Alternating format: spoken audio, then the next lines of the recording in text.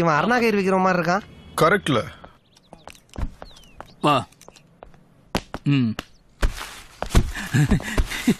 Sir கைய உள்ள விட்டு நோண்டாதீங்க, பிரியாணி கெட்டு போயிடும். பிரியாணியா? ஆமா சார், எண்ணி 10 போட்டல தான் வாங்கியிருக்கோம். போன தடவை வேற பிரியாணியில முட்டை இல்லைன்னு அந்த 3 நாளா மூஞ்சி தூக்கி வச்சு நான். பணம் எங்கயா? இருக்கு சார், பத்திரமா இருக்கு. இது எங்களுக்கு பிடிச்சது. இது நாங்க பிடிச்சது 10,060. என்னையா இம்புட்டு தான் இருக்கு? வேணா கொடுங்க சார், பிச்சைக்காரன்ட்ட கொடுத்து கை நிறைய சில்லறையா மாத்தி தரோம். என்னையா விளையாடுறீங்க? 75 லட்சம்னு சொன்னானு. எவன் சார் சொன்னது? அது வந்து அது இன்ஃபார்மர் சொன்னான். அதே இன்ஃபார்மர் தான் சார் என்கிட்டயும் சொன்னா. நாங்களும் சந்தோஷமா போய் பிடிக்கலாம் தான் சார் நினைச்சோம். அந்த அமௌண்ட்டை புடிச்சு மெடல வாங்கி நெஞ்சில குத்தலான்னு பார்த்தா அவன் முதுகுல குத்திட்டான் சார்.